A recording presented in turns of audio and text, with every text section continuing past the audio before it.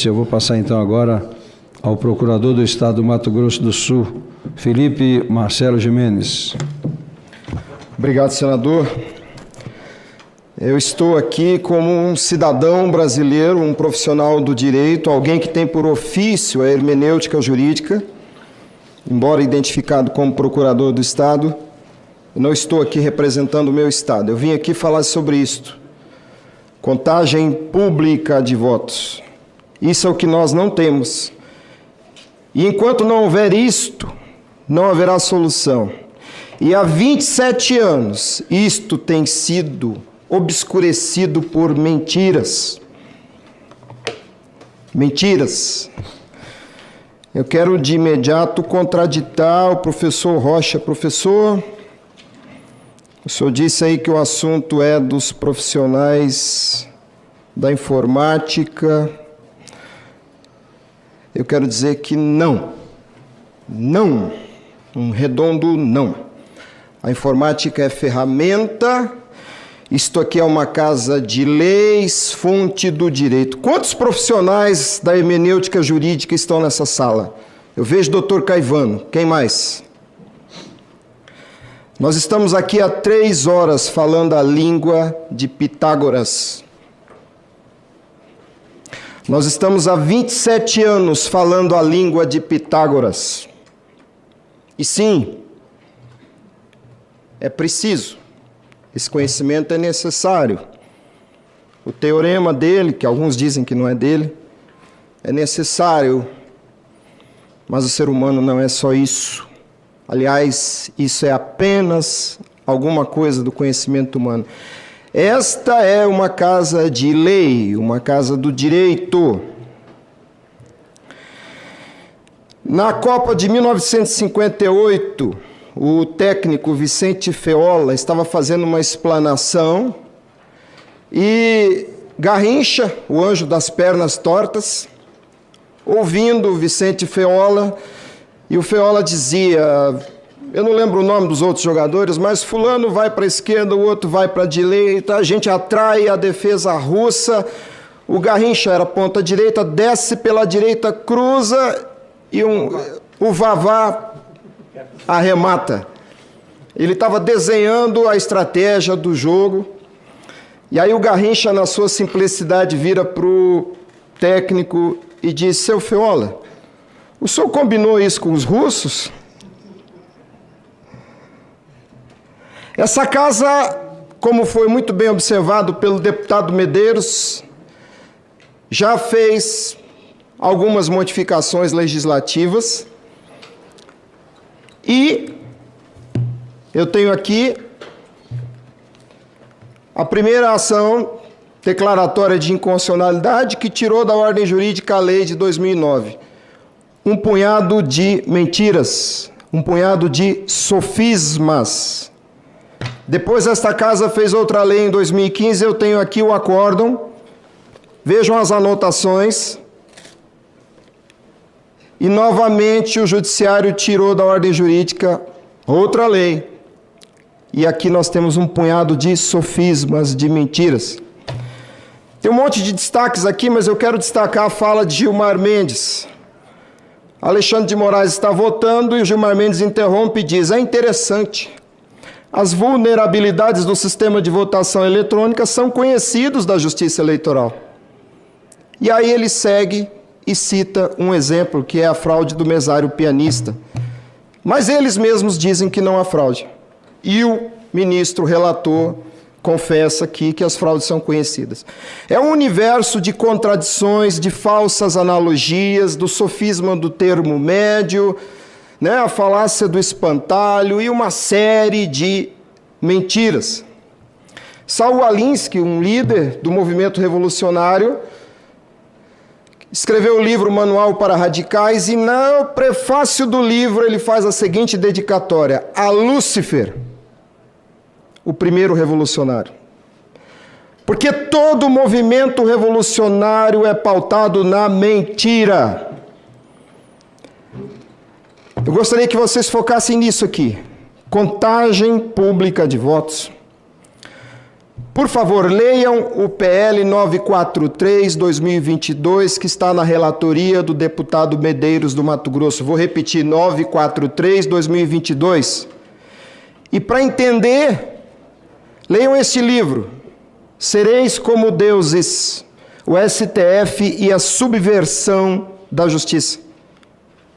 Leiam pelo menos o capítulo 4 desse livro, onde eu exponho a teoria que está no projeto 943/2022. Essa cena aqui é quando começa o movimento revolucionário. Quando Lúcifer, pela primeira vez, faz uso da ferramenta do movimento revolucionário, que é a mentira. Por isso estão aqui Adão e Eva sofrendo a primeira ação do movimento revolucionário. Um punhado de mentiras. Quando Jesus disse aos fariseus que criticavam os seus discípulos por comerem sem lavar as mãos, nosso Senhor Jesus Cristo disse: o que faz mal para o homem é o que sai da boca. E o que sai da boca são as palavras, porque é pela palavra que a mentira conduz o homem ao erro. Palavras.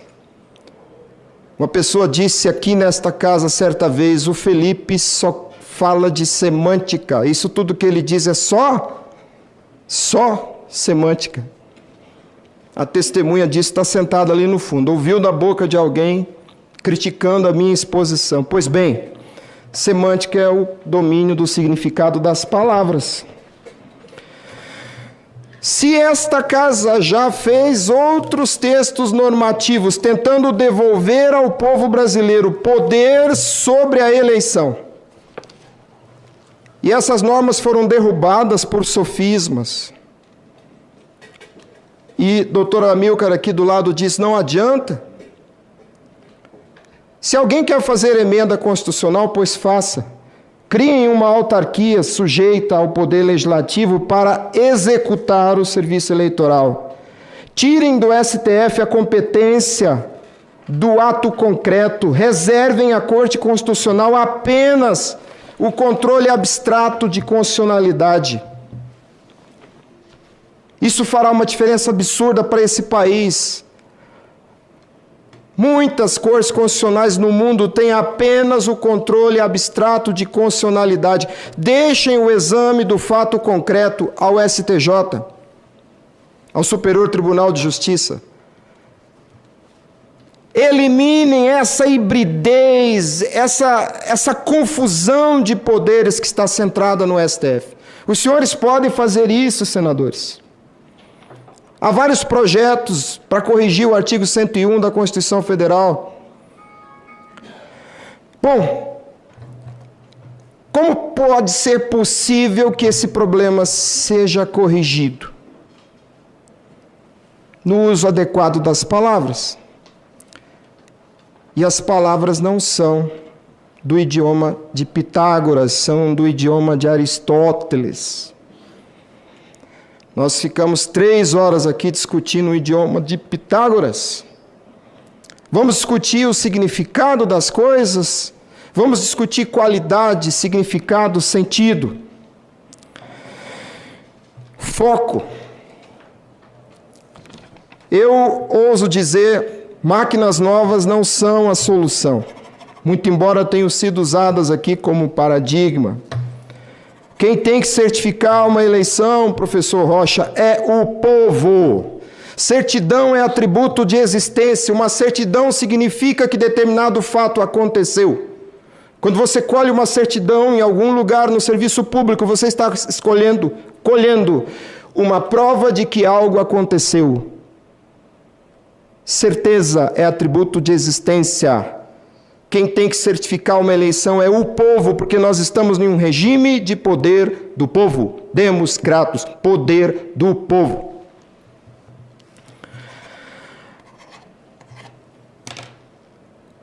Por que o cidadão Clériston morreu?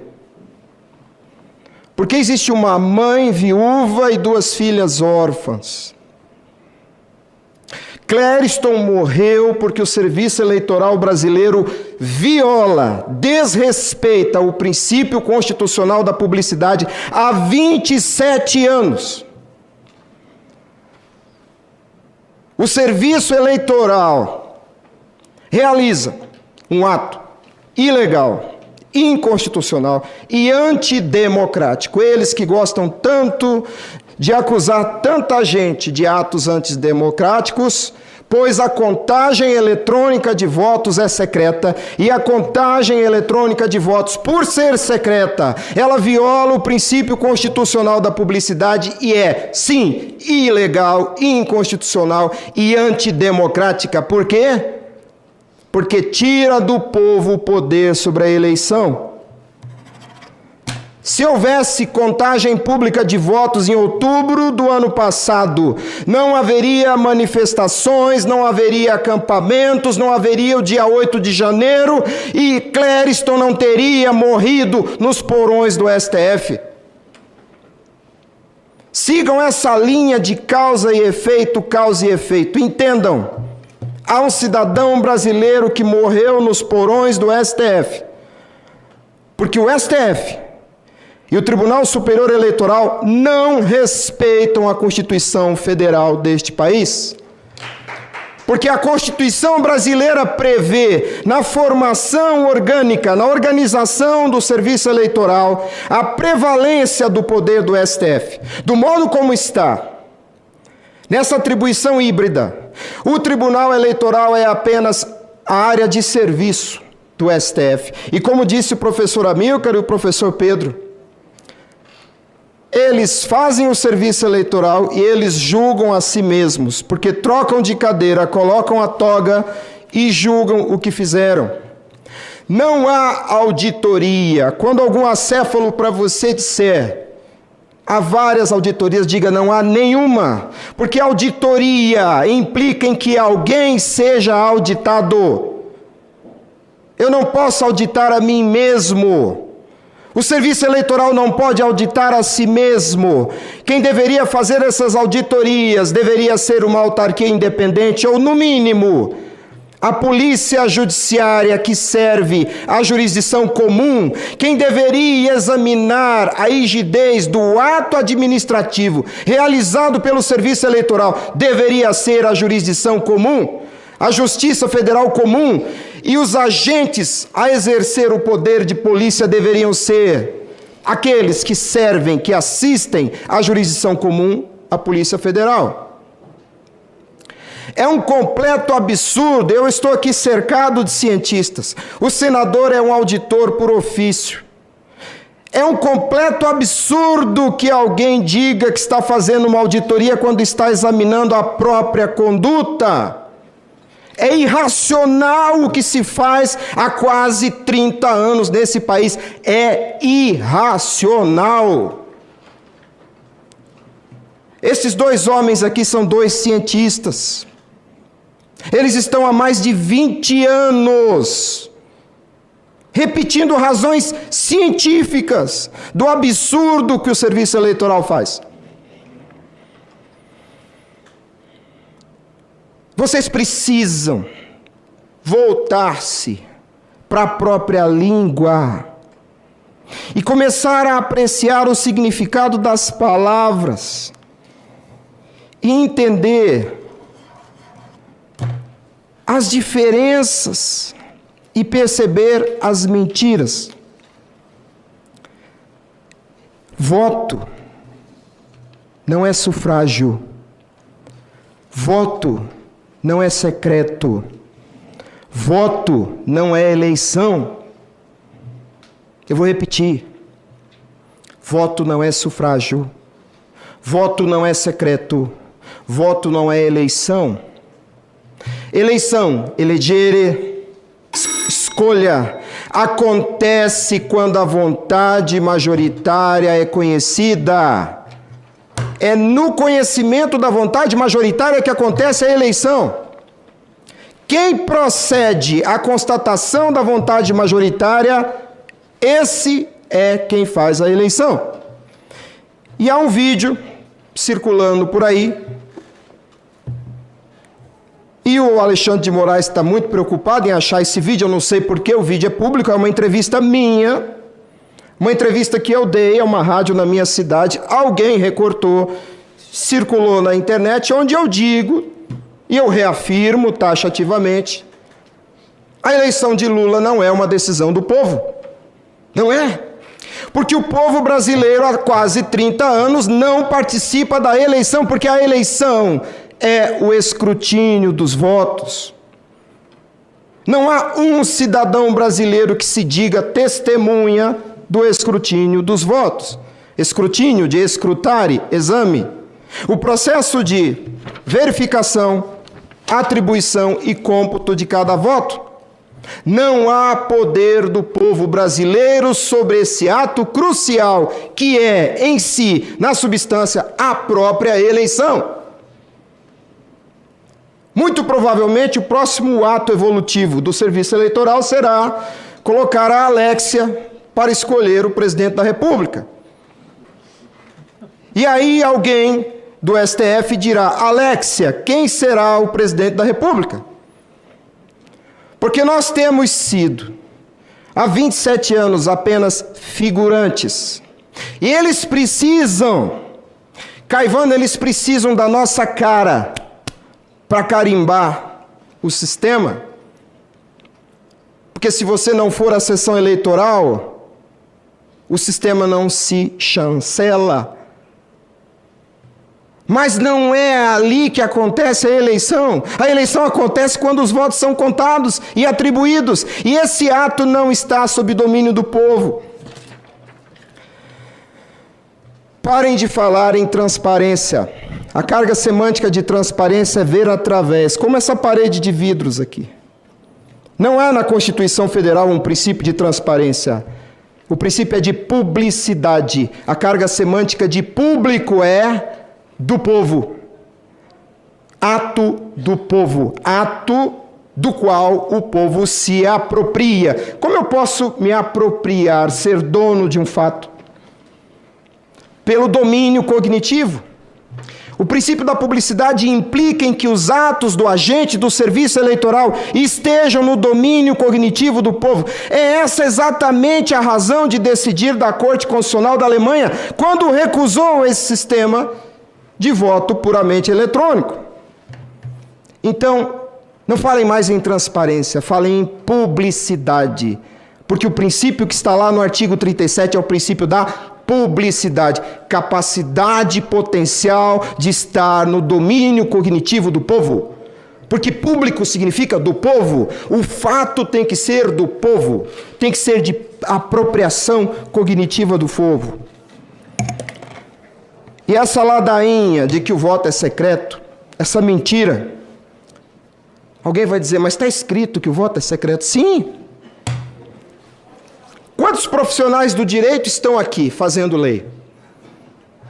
Há profissionais de vários setores diferentes, à mercê de sua assessoria. E alguém escreveu essa frase, o voto secreto. O voto é o quê? O voto é um ser fora de você, que implica no registro da sua vontade. Esse ser chamado voto não é secreto. Ele é contado. Não se conta algo desconhecido. O voto não é secreto. Então o que é secreto?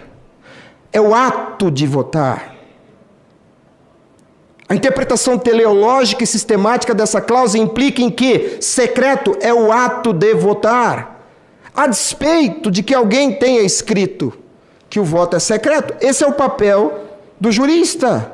É por isso que a gente estuda a ciência do direito. O idioma de Aristóteles, não de Pitágoras. Então parem de dizer que o voto é secreto. Digam, é o ato de votar. Sufrágio não é o voto. Sufrágio é a relação jurídica onde o voto é objeto. Quando alguém disser para você que sufrágio é o voto, é o direito de votar, diga não. Vá ao étimo dessa palavra, vá à origem dessa palavra. Nossa língua, a última flor do lácio, tem a sua raiz no latim. E por que a última flor do lácio? Porque o latim nasce numa terra agricultável de um povo agricultor. É lá que está a nossa origem, das nossas ideias, das nossas palavras. Suffragium, subfragor. Alguma coisa que se dá debaixo do barulho de deliberação, porque o verbo frangere implica, metaforicamente, em colisão. Que colisão? Quando os senhores estão debatendo no plenário, ocorre uma colisão de ideias. Isso é o fragor, é o frangere. Subfragor. O resultado desse embate se colhe debaixo da colisão de ideias. Entendam, sufrágio é o processo de deliberação.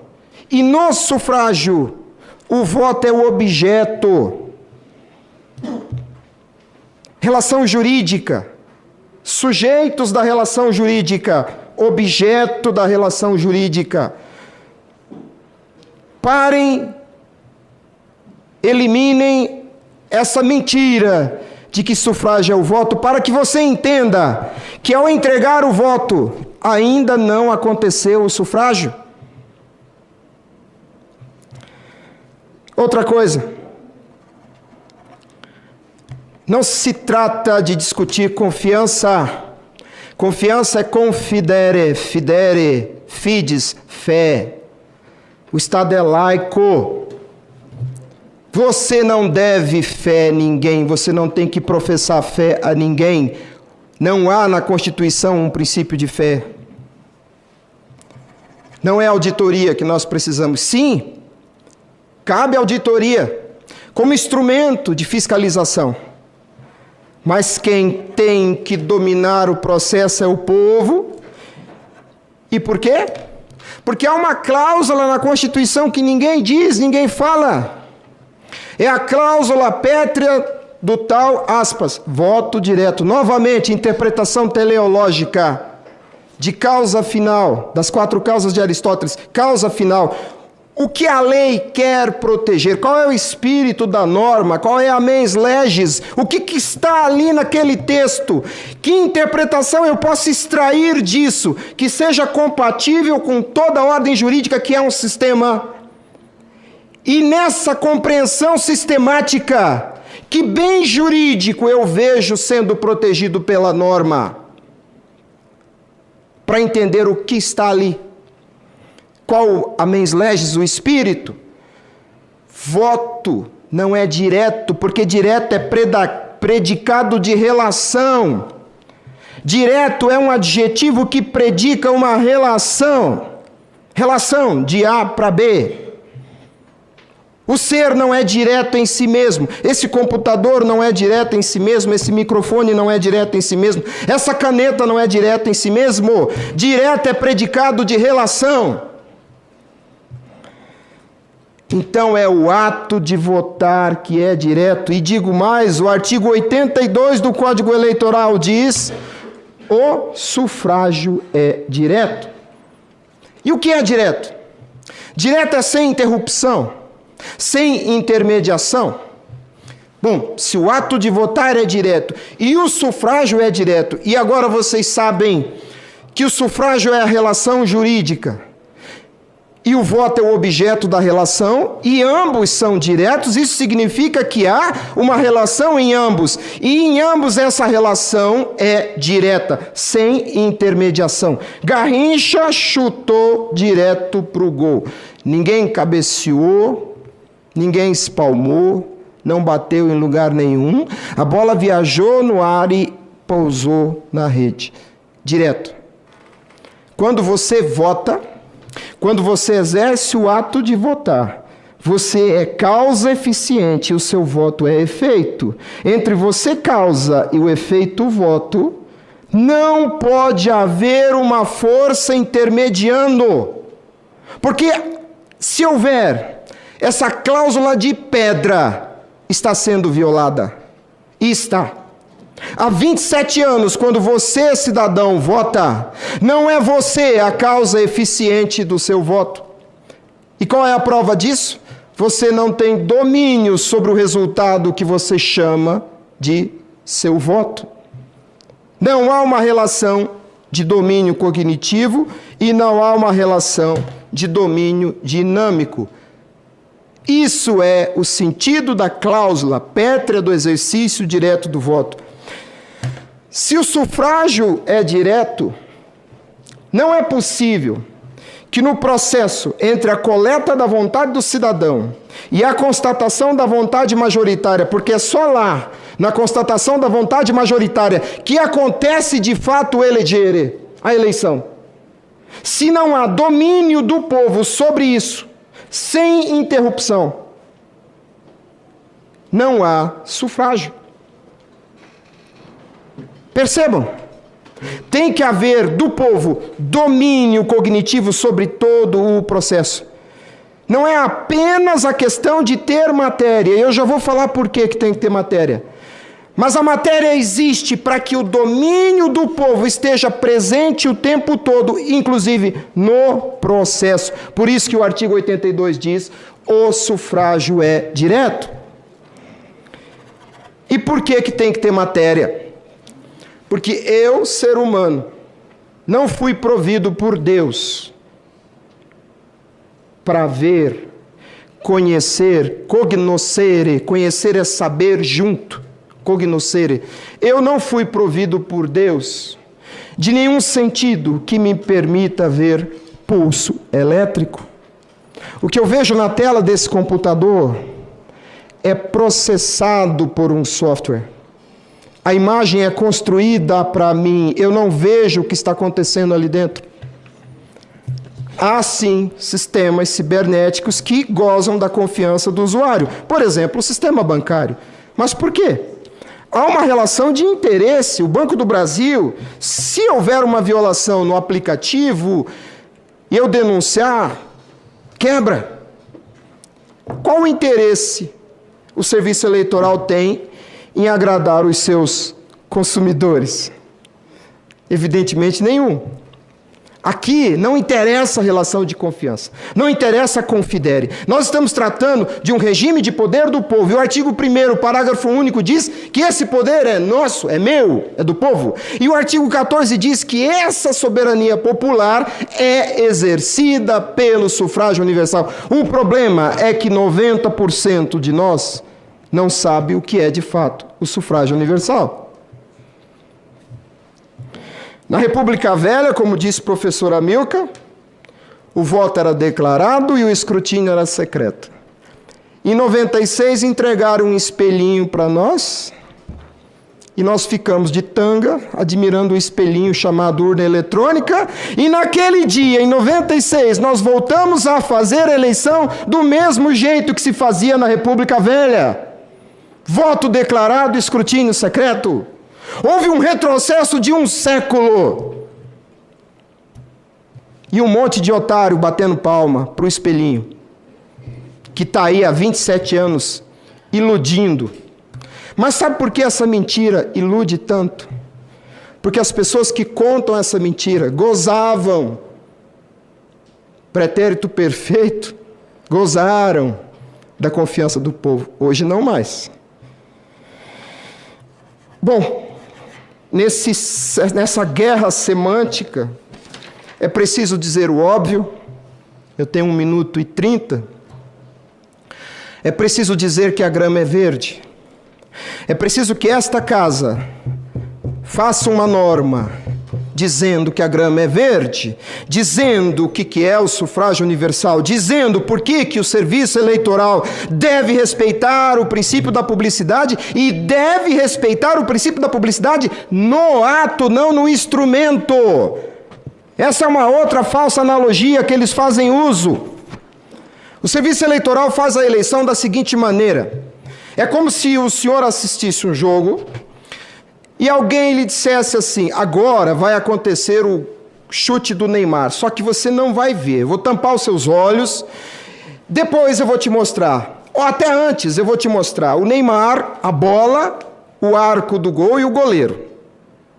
Quando acontecer o fato, de novo eu mostro para você a bola, o Neymar, o arco do gol e o goleiro. É assim que acontece a eleição. Por quê? Numa falsa analogia, num sofisma mentiroso, eles hipoteticamente dão publicidade ao software.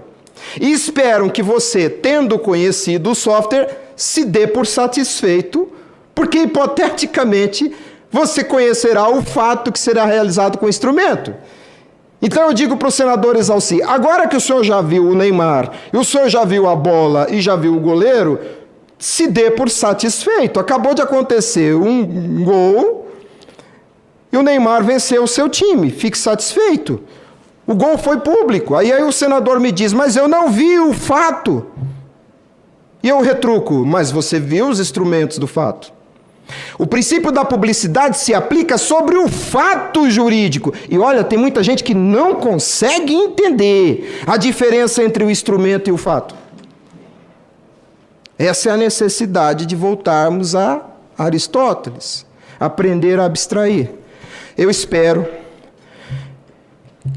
que o senhor, senador Reis, o senhor, senador Exalci, ajudem o deputado Medeiros, que tomou essa atitude corajosa de enfrentar esse assunto. Mas principalmente ajudem para que saia dessa casa um texto dizendo que a grama é verde, colocando conceitos e definindo institutos jurídicos, porque quando o STF vier novamente destruir o trabalho dessa casa, que eles não tenham pretexto, porque as duas normas anteriores apenas diziam: o voto será impresso. O texto era pobre, apenas definia instrumento. Não, os senhores têm que definir os institutos jurídicos. E quando eles querem, o movimento revolucionário coloca na lei todos os conceitos. Olhem a lei da igualdade racial, é praticamente um dicionário. E eu sei que tem assessor nessa casa que não trabalha para os parlamentares, dizendo nos corredores que não é de boa técnica legislativa colocar conceito na lei. Quando alguns assessores disserem isso para o senhor, diga para ele: mentiroso! A ordem jurídica no Brasil está cheia de conceitos.